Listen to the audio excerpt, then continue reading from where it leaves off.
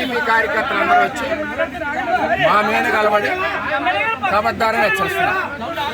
కబద్దారంటే ఇక్కడ ఎవడో గాజు కూర్చోడు.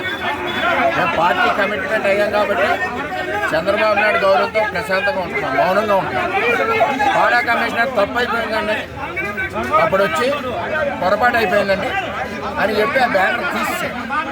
ఇప్పుడు ఎందుకయ్యారు మీరు ప్రతి మీటింగ్లో చంద్రబాబు నాయుడు ఫోటో తీసేటువంటి కావాలి. ఇది గవర్నమెంట్ ప్రోగ్రామ్, ప్రైవేట్ ప్రోగ్రామ్ మీ ఇష్టం ఉన్నట్టు చేసుకోండి, ఎవరు అడగరు. అంటే కలబడిపోతారా? అంటే ఇంకా తెలుగుదేశం గెలిపించిన తెలుగుదేశాన్ని మీద కొట్టేస్తారా? కార్యకర్తలు కొట్టేస్తారా? ఎవడతను దొరబాబు మట్టి వ్యాపారం చేసుకునే మనిషి మళ్ళీ మట్టి వ్యాపారాన్ని చెరువులు తాగడానికి వచ్చాడు. ఇదివరకు తెలుగుదేశం పార్టీ ఎవడ మీద అయితే పోరాయిందో ఆడొచ్చి మీద వచ్చి పెత్తన ఎక్కుతున్నాడు. ఓట్లు వేసింది మేము, ఏజెంట్ చేసింది వాళ్ళు, వైసీపీ వాళ్ళు పెట్టుకున్న నాయకత్వం ఎదురైతే మా మీద తగులు పెడుతున్నారు. ఆఫీసర్ సమాధానం చెప్పాలి. పడా కమిషనర్ పడా కమిషనర్ తెలీదా ముఖ్యమంత్రి ఆవిడ? పడా కమిషనర్ కూడా ఈ వైసీపీ వాళ్ళు బెదిరింపులు ఎవడో భయపడ్డారు. జగన్ లాంటి వాళ్ళు చూసాం. ఈడంత ముఖ్యమంత్రి ఉండాలి, పవన్ కళ్యాణ్ రెండు ఫోటోలు ఉండాలి.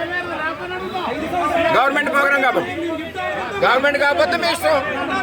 ఎలా దగ్గర ఇది 10వ నేనుగా తిరగబడింది. కేడర్కి వచ్చిన కార్యకర్తలు తిరగబడుతున్నారు. ఎలా వెళ్తాయి? అతనికి సంబంధం ఏంటి? ఎవరిని రానికుండా మీరు కాసేశారు. అందరూ గోలెడుతున్నారు. అన్నగారు మా పరిస్థితి ఎలా ఉన్నారు? మీరు కొత్త టీం అంతా వచ్చేసి మీదడిపోతున్నారు. మాకు చేతగా కాదు, చాలా గట్టిగా పడా కమిషనర్ గారితో సహా మాట్లాడుతుంటే డైరెక్ట్ గా వాళ్ళంతా పడా కమిషనర్ చెప్పాడు, తప్పు అయిపోయిందండి, పొరపాటు అయిపోయిందండి, నేను చూడలేదని. గొడవ అక్కడితో అయిపోను. మీదడిపోతుంటే ఇప్పుడు ప్రోటోకాల్ లేకపోతే పడా కమిషనర్ తప్పు ఎందుకు చెప్తాడు? సారీ చెప్పాలని పనే వచ్చింది, గబగబా తీసేవలసిన పనే వచ్చింది. చాలా టూ మచ్గా ఉంది ఈ నియోజకవర్గంలో. మేము ఇక్కడ పుట్టి పెరిగా, మేము ఎక్కడి నుంచో దత్తలు రాలేదు ఇళ్ళకి లేక.